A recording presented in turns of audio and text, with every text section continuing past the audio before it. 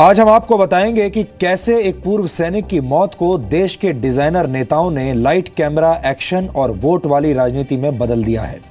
कल हमने आपको बताया था कि कैसे कथित तौर पर OROP के मुद्दे पर एक पूर्व सैनिक ने खुदकुशी कर ली थी। खुदकुशी करने वाले पूर्व सैनिक का नाम रामकिशन ग्रेवाल है। रामकिशन की खुदकुशी पर देश के कई नेता खुद को खुशी देने वाली राजनीति कर रहे हैं। ये एक तरह की डिजाइनर राजनीति है और ऐसी राजनीति करते हुए ये नेता न्यूज चैनल्स के कैमरों की संख्या, वहां पर पत्रकारों के जमावड़े और लाइव टेलीकास्ट करने वाली OB वैन्स की संख्या का खास ख्याल रखते हैं, क्योंकि ये सब कुछ उन्हीं के लिए किया जाता है। आज पूर्व सैनिक रामकिशन का अंतिम संस्कार उनके गांव में किया गया और इस मौके पर कई राजनेता भी रामकिशन के गांव पहुंचे थे। लेकिन दुख की बात यह है कि हरियाणा के भिवानी में रामकिशन का गांव आज एक तरह से फिल्म पीपली लाइव के सेट जैसा लग रहा था। आपको याद होगा कुछ वर्ष पहले एक फिल्म आई थी जिसका नाम था पीपली लाइव, और उसकी कहानी भी इससे ही कुछ मिलती जुलती थी। अभी तक रामकिशन की खुदकुशी की असली वजह सामने नहीं आई है। रामकिशन के गांव के कुछ लोग ये भी दावा कर रहे हैं कि रामकिशन पर काफ़ी कर्ज था और वो ये कर्ज चुका नहीं पा रहे थे, इसलिए हो सकता है कि रामकिशन ने कर्जदारों के दबाव में आकर खुदकुशी की हो। रामकिशन के सहयोगियों और रिश्तेदारों का दावा यह भी है कि रामकिशन को जो पेंशन मिल रही थी उसमें वो 5,000 रुपये और जुड़वाना चाहते थे। अब सवाल यह है कि क्या एक पूर्व सैनिक सिर्फ 5,000 रुपये के लिए खुदकुशी जैसा कदम उठा सकता है? कई पूर्व सैनिकों का यह भी मानना है कि सेना में रह चुका कोई व्यक्ति सिर्फ 5,000 रुपये के लिए खुदकुशी नहीं कर सकता। रामकिशन को डिफेंस सिक्योरिटी कॉर्प्स से रिटायर होने के बाद 24,999 रुपये हर महीने मिल रहे थे पेंशन के तौर पर, जबकि OROP के तहत उन्हें 30,000 रुपये मिलने चाहिए थे, यानी इसमें 5,000 रुपये कम थे। सूत्रों का कहना है कि जिस बैंक के जरिए रामकिशन ग्रेवाल को पेंशन दी जा रही थी, उस बैंक की कैलकुलेशन में कुछ गड़बड़ थी और इसी गड़बड़ी की वजह से रामकिशन को 5,000 रुपये पेंशन में कम मिल रहे थे। सूत्रों के मुताबिक रामकिशन ग्रेवाल पर काफी कर्ज था और उन पर काफी दबाव था। कई लोग ये भी कह रहे हैं कि रामकिशन ग्रेवाल गांव के सरपंच थे और उनका रसूख था, वो पहले सरपंच रह चुके थे इस गांव के। ऐसा व्यक्ति जो कि गांव का सरपंच रह चुका हो, पूर्व सैनिक हो, वो आत्महत्या कैसे कर सकता है? इस पर कांग्रेस का कहना है कि सरकार ने OROP को लेकर अपना वादा पूरी तरह से नहीं निभाया है, जिसकी वजह से पूर्व सैनिक नाराज हैं और रामकिशन ग्रेवाल ने इसी नाराजगी की वजह से अपनी जान दे दी। जबकि बीजेपी का दावा है कि रामकिशन नाम का ये पूर्व सैनिक कांग्रेस के कार्यकर्ता रहे थे और कांग्रेस के टिकट पर ही उन्होंने सरपंच का चुनाव लड़ा था और वो सरपंच बने थे। भावना प्रकट नहीं करी और ऐसा कुछ नहीं किया, वो तो अपने आप चुपचाप कर दिया उन्होंने। ऐसा राहुल गांधी जी आकर के यहाँ पर हमारे व्यक्ति के सुसाइड करने पर या सुसाइड करवाए जाने पर राजनीति न करें। 2006 में इन्होंने हमारी पेंशन घटा करके 75% से 70% कर दी। इनको शर्म आनी चाहिए हमारी शहादत पर राजनीति करने पर। इतना ही नहीं, रामकिशन के सहयोगी तो यहां तक भी कह रहे हैं कि इस पूरे मामले की जांच होनी चाहिए, क्योंकि उन्हें शक है कि रामकिशन ने खुदकुशी नहीं की है, बल्कि उन्हें किसी साजिश के तहत मारा गया है या फिर उन्हें खुदकुशी करने के लिए उकसाया गया है। पूर्व सैनिक का शव कल दिल्ली के एक अस्पताल में रखा गया था और तब यह अस्पताल राहुल गांधी और अरविंद केजरीवाल जैसे नेताओं के लिए राजनीति का केंद्र बन गया था, क्योंकि ये दोनों ही नेता वहां पर पहुंच गए थे। आज राजनीति का यह केंद्र शिफ्ट हो गया और शिफ्ट होकर भिवानी के बामला गांव पहुंच गया, लेकिन इन नेताओं की राजनीति के डिजाइन में कोई खास बदलाव नहीं आया। जिस वक्त रामकिशन के अंतिम संस्कार की तैयारियां चल रही थी, उस वक्त राहुल गांधी वहीं पर मौजूद थे और चेहरे पर हल्की मुस्कान के साथ तस्वीरें खिंचवा रहे थे। इसी तरह दिल्ली के मुख्यमंत्री भी आज हरियाणा के भिवानी पहुंचे और रामकिशन के अंतिम संस्कार में शामिल हुए। लेकिन ये डिजाइनर राजनेता कितने गंभीर हैं, इसका अंदाजा इस बात से लगाया जा सकता है कि कल रामकिशन ग्रेवाल की खुदकुशी के बाद केजरीवाल मुस्कुराते हुए दिल्ली में फोटो खिंचवा रहे थे। कल दिल्ली में डिजाइनर गिरफ्तारी देने वाले नेता आज भिवानी में पूर्व सैनिक के शव से राजनीतिक संजीवनी हासिल कर रहे थे। आपने आज देखा होगा कि किस तरह पूर्व सैनिक की खुदकुशी को लेकर देश के तमाम नेता दिन भर राजनीति करते रहे। यहाँ गौर करने वाली बात यह भी है कि बॉर्डर पर सैनिकों की शहादत के मुद्दे पर ये सभी नेता पिछले कई दिनों से बिल्कुल चुप थे। आपने ध्यान दिया होगा, पिछले कुछ समय से देश के सैनिक आतंकवादियों और पाकिस्तानी रेंजर्स से लड़ते हुए लगातार शहीद हो रहे हैं और हर दूसरे दिन किसी न किसी शहीद का शव तिरंगे में लिपटा हुआ उसके घर पहुंच रहा है। लेकिन ये डिजाइनर नेता ऐसे किसी शहीद के परिवार से मिलने नहीं जाते, किसी के अंतिम संस्कार में इस तरह शामिल नहीं होते जैसे आज हो रहे थे। यहाँ तक कि किसी शहीद का नाम लेकर अपनी संवेदनाएं भी खुलकर जाहिर नहीं करते। ऐसे नेता अपनी संवेदना वहीं जाहिर करते हैं जहां से वोटों की खुशबू आती है। ये वोट लूटने की राजनीति है जिसे आप सबके लिए समझना आज बहुत जरूरी है।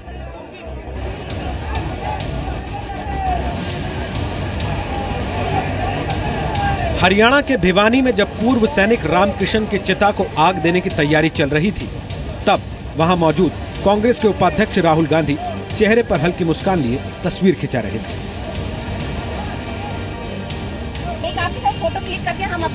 अब दिल्ली के मुख्यमंत्री अरविंद केजरीवाल की संवेदना का चलचित्र भी देख लीजिए। रामकिशन की चिता के पास खड़े यही केजरीवाल कल रामकिशन ग्रेवाल की खुदकुशी के बाद मुस्कुराते हुए दिल्ली में सेल्फी खिंचा रहे थे। उधर से ऐसे करके खींच सेल्फी कर उल्टे खड़े हो गए।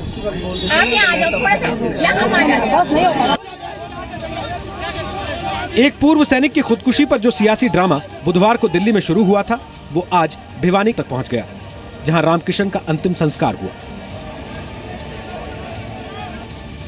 रामकिशन की अंतिम विदाई में कांग्रेस से राहुल गांधी, हरियाणा के पूर्व मुख्यमंत्री भूपेंद्र सिंह हुड्डा और रणदीप सुरजेवाला समेत कई बड़े नेता पहुंचे। कांग्रेस के लिए मकसद रामकिशन की मौत से ज्यादा मोदी सरकार को वन रैंक वन पेंशन पर घेरना था। अगर वन रैंक वन पेंशन लागू हो गई तो सूबेदार रामकिशन ग्रेवाल ने आत्महत्या क्यों की? अगर वन रैंक वन पेंशन लागू हो गई तो 607 दिन से OROP की मांग में हमारे सैनिक धरने पर क्यों बैठे हैं? अगर वन रैंक वन पेंशन लागू हो गई तो हमारे सैनिक इतने बेचैन क्यों हैं और न्याय की गुहार क्यों लगा रहे हैं? राजनीति नहीं है, ये देश जो है, जो किसान देश का पेट पालता है और जवान देश की रक्षा करता है। जय जवान जय किसान। आज दोनों दुखी हैं, दोनों वर्ग। किसान भी बर्बादी के कगार पे खड़ा है और जवान ने तो आत्महत्या कर दी। पूर्व सैनिक के शव पर सियासत करने की होड़ में कांग्रेस अकेली नहीं है। आम आदमी पार्टी कांग्रेस से 2 कदम आगे है और इस गंदी सियासत की अगुवाई कर रहे हैं दिल्ली के सीएम अरविंद केजरीवाल। आज उनका अंतिम संस्कार था रामकिशन जी का। हम सब लोग उनके अंतिम संस्कार के लिए आए और अभी परिवार से भी मिले। आत्महत्या करने वाले हरियाणा के रामकिशन को दिल्ली के सीएम अरविंद केजरीवाल ने 1 करोड़ रुपए के साथ शहीद का तमगा भी दे दिया। हम उन्हें शहीद मानते हैं। दिल्ली सरकार उन्हें शहीद का दर्जा देगी और जैसे दिल्ली सरकार की पॉलिसी है, 1 करोड़ रुपए की राशि उनके परिवार को सहायता के लिए देगी। रामकिशन के अंतिम संस्कार में कांग्रेस, आम आदमी पार्टी, तृणमूल कांग्रेस के नेता तो थे ही, बीजेपी के 2 सांसद और 1 मंत्री भी वहां पहुंचे। लेकिन रामकिशन को शहीद बताकर सियासी रोटी सेकने की कोशिश में जुटे केजरीवाल को जवाब दिया हरियाणा के मुख्यमंत्री मनोहर लाल ने।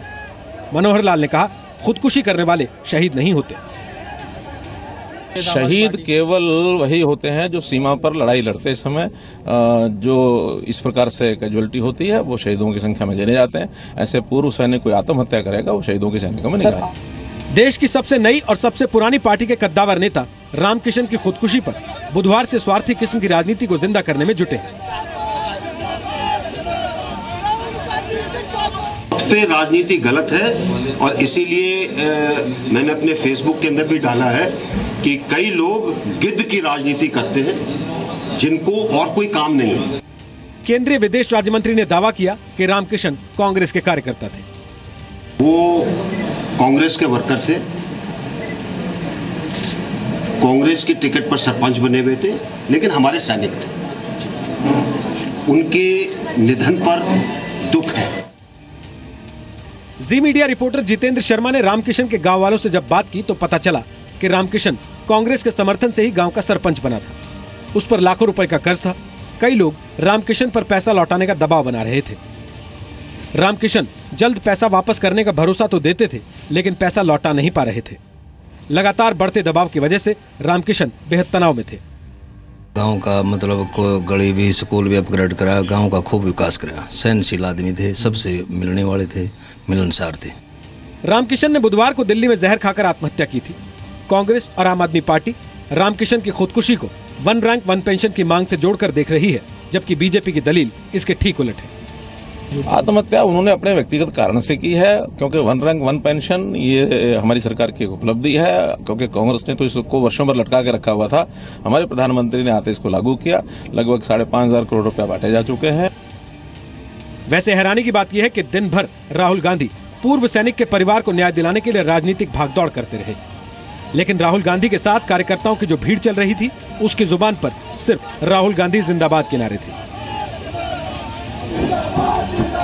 शाम ढलते ढलते राहुल गांधी की राजनीति में एक बड़ा परिवर्तन और दिखा, और वो परिवर्तन ये था कि जी न्यूज के सवाल पर राहुल गांधी ने माना गलती प्रधानमंत्री की नहीं है, लेकिन पूर्व सैनिक के परिवार को न्याय तो मिलना ही चाहिए।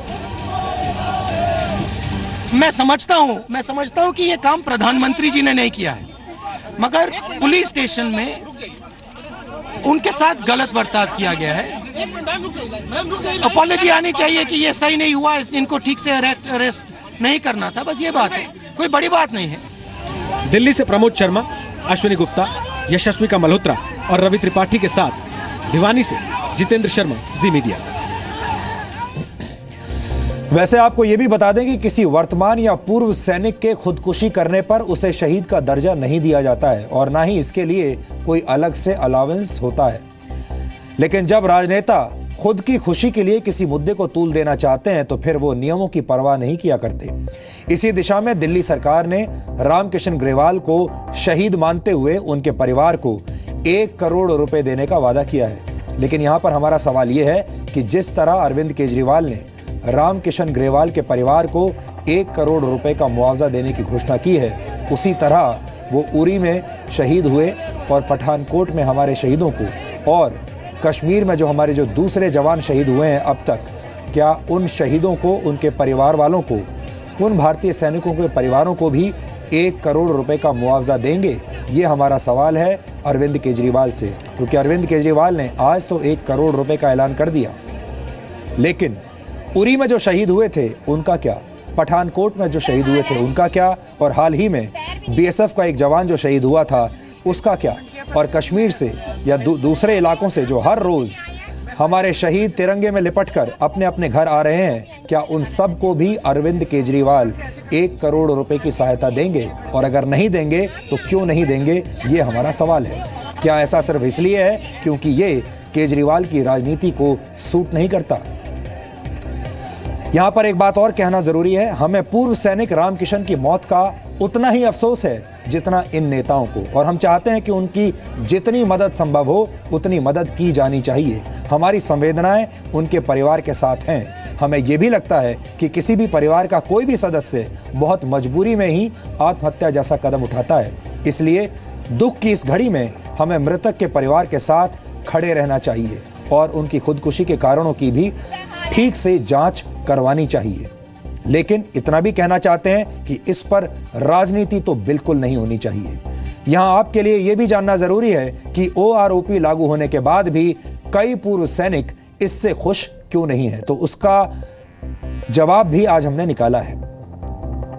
सरकार द्वारा लागू की गई नीति के मुताबिक सरकार हर 5 वर्ष में एक बार OROP का रिव्यू करेगी, लेकिन कई पूर्व सैनिक चाहते हैं कि इस कमेटी द्वारा हर 2 वर्ष में पेंशन को रिव्यू किया जाए।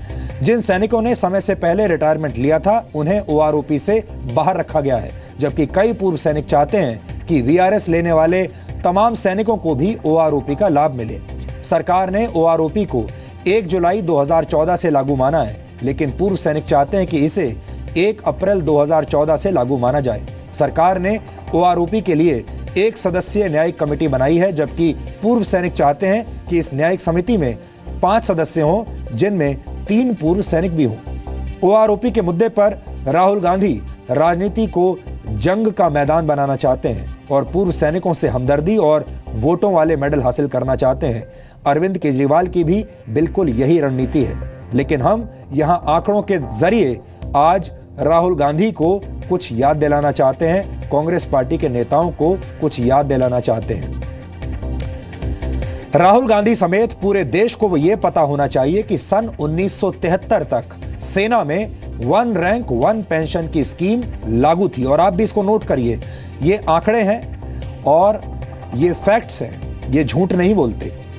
लेकिन उस वक्त के तीसरे वेतन आयोग ने 1 रैंक 1 पेंशन योजना बंद कर दी थी।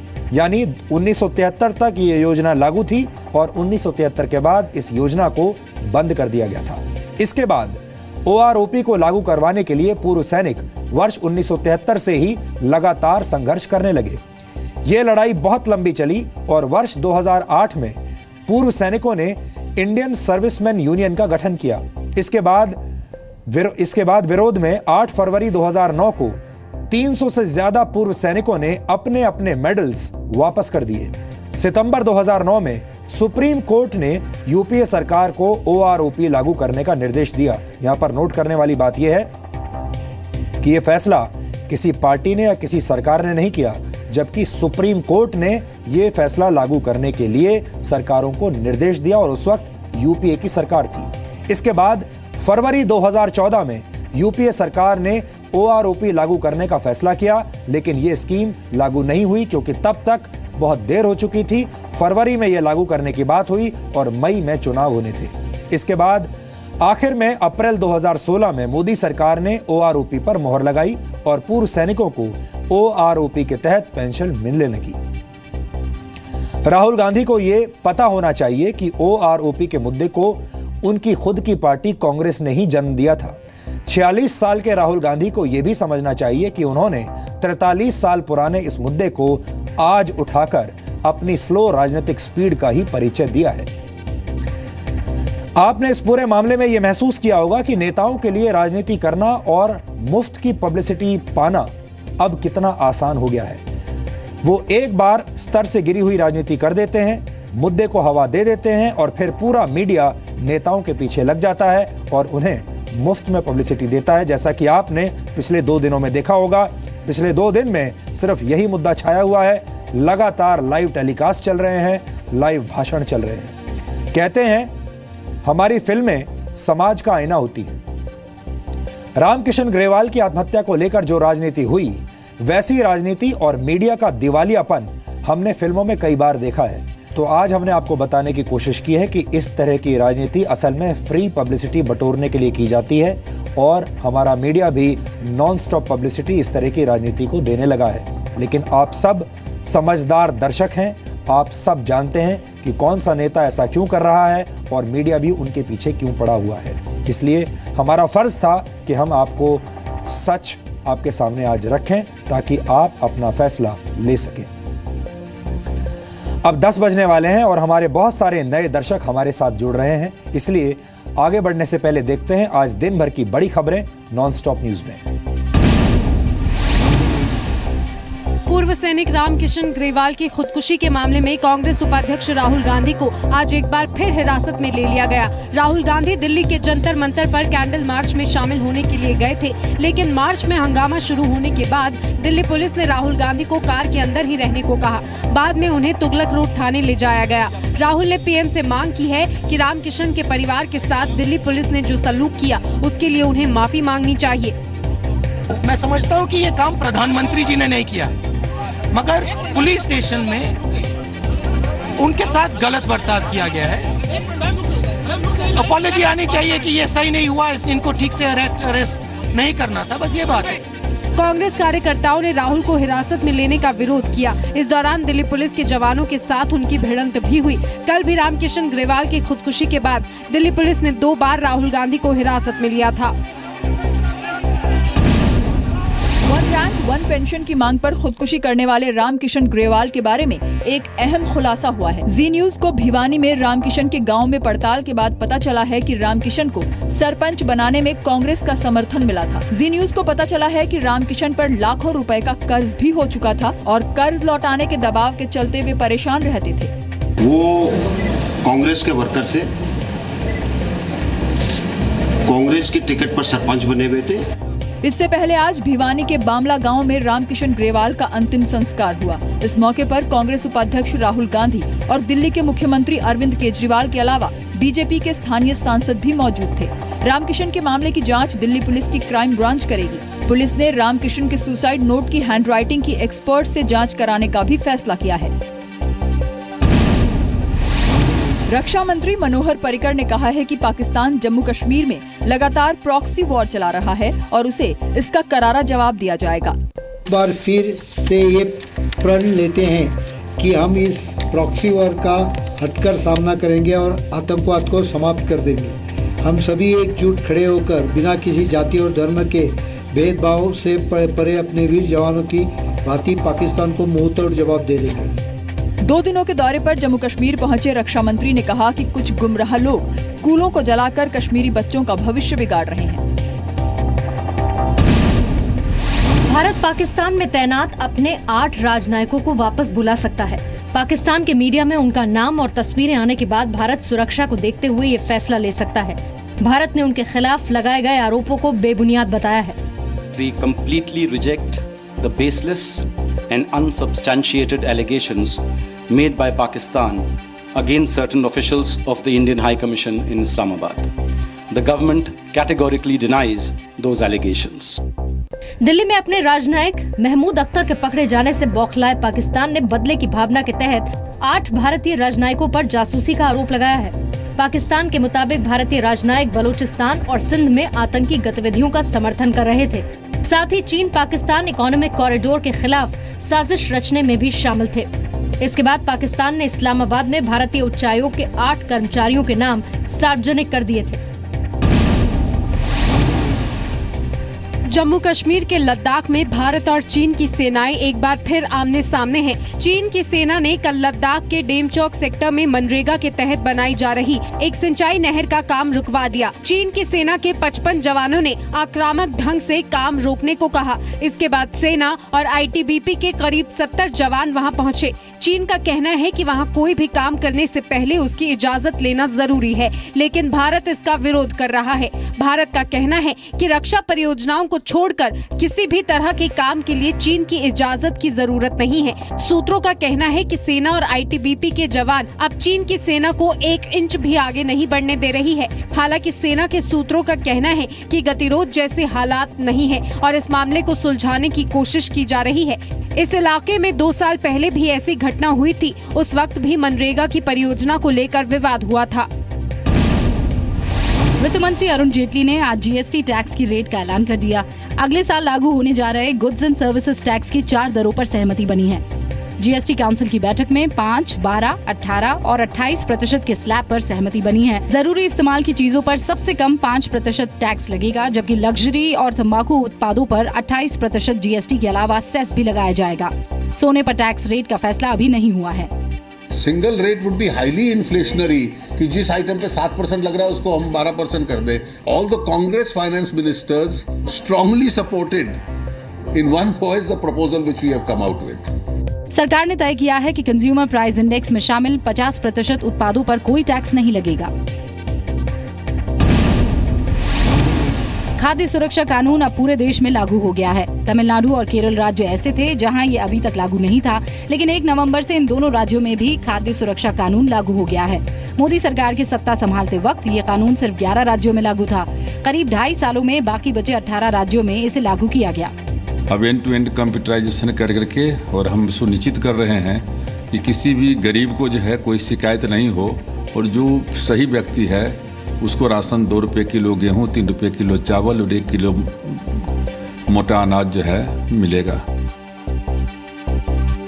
खाद्य सुरक्षा कानून का फायदा देश के 81 करोड़ 34 लाख लोगों को मिलेगा। 2 रुपए प्रति किलो की दर से गेहूं मिलेगा, जबकि चावल 3 रुपए प्रति किलो। खाद्य सुरक्षा कानून के तहत सब्सिडी पर हर महीने सरकार 11,726 करोड़ रुपए खर्च करती है।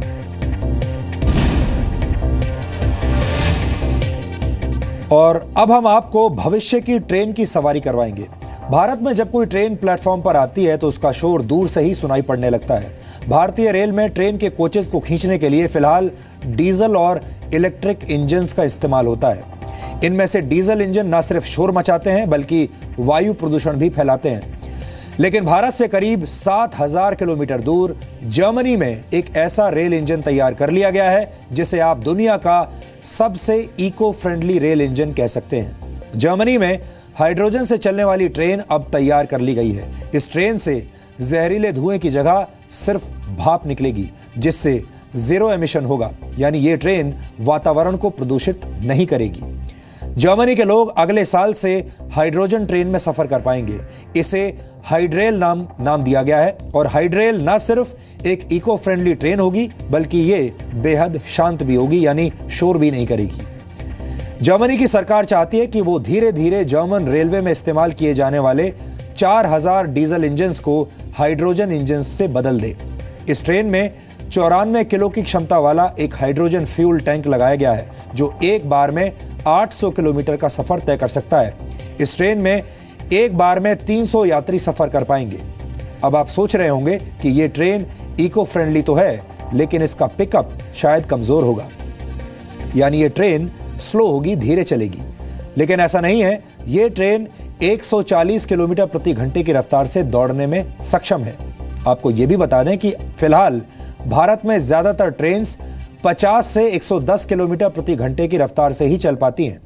भारतीय रेल हर साल 278 करोड़ लीटर से ज्यादा डीजल का इस्तेमाल करती है, जबकि बिजली से चलने वाले रेल इंजन्स 1800 करोड़ यूनिट बिजली खर्च करते हैं। वैसे इलेक्ट्रिक रेल इंजन्स को डीजल इंजन्स के मुकाबले ज्यादा स्वच्छ माना जाता है, लेकिन इंडियन मैरीटाइम यूनिवर्सिटी की एक रिपोर्ट के मुताबिक कार्बन एमिशन में इलेक्ट्रिक इंजन्स की ज्यादा बड़ी हिस्सेदारी है, क्योंकि जो बिजली इलेक्ट्रिक लोकोमोटिव्स को चलाने के लिए मिलती है उसे पैदा करने में ज्यादा कार्बन एमिशन होता है। आपको यह भी बता दें कि जर्मनी की तरह भारत में भी रेलवे करीब 4,000 डीजल इंजन्स का इस्तेमाल कर रहा है। भारतीय रेलवे ऊर्जा पर कुल खर्च का 80% हिस्सा बिजली और डीजल पर ही खर्च करता है। यानी अगर भारत में भी हाइड्रोजन से चलने वाली ट्रेन को लेकर काम शुरू कर दिया जाए तो ये न सिर्फ पर्यावरण को स्वच्छ रखने की दिशा में एक अच्छा कदम होगा, बल्कि डीजल और बिजली पर रेलवे को जो भारी रकम खर्च करनी पड़ती है उसमें भी बहुत कमी आएगी। हमने जर्मनी में प्रदूषण को पटरी से उतारने वाली इस आधुनिक ट्रेन का आज एक डीएनए टेस्ट किया है और हम उम्मीद करते हैं कि ये विश्लेषण भारतीय रेलवे को भी ज्यादा स्वच्छ और इको फ्रेंडली बनाने में मदद करेगा।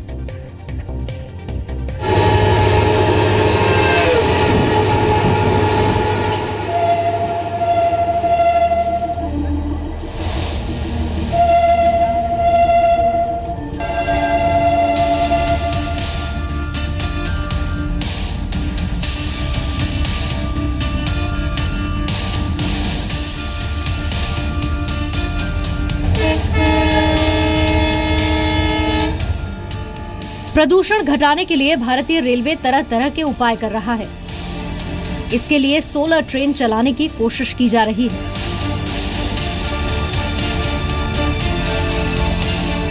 सीएनजी ट्रेन शुरू की गई है। रेल कोच फैक्ट्री को सौर ऊर्जा से चलाया जा रहा है। लेकिन इन तमाम कोशिशों के बावजूद भारतीय रेलवे को अभी इको फ्रेंडली रेलवे बनाने में काफी वक्त लग सकता है।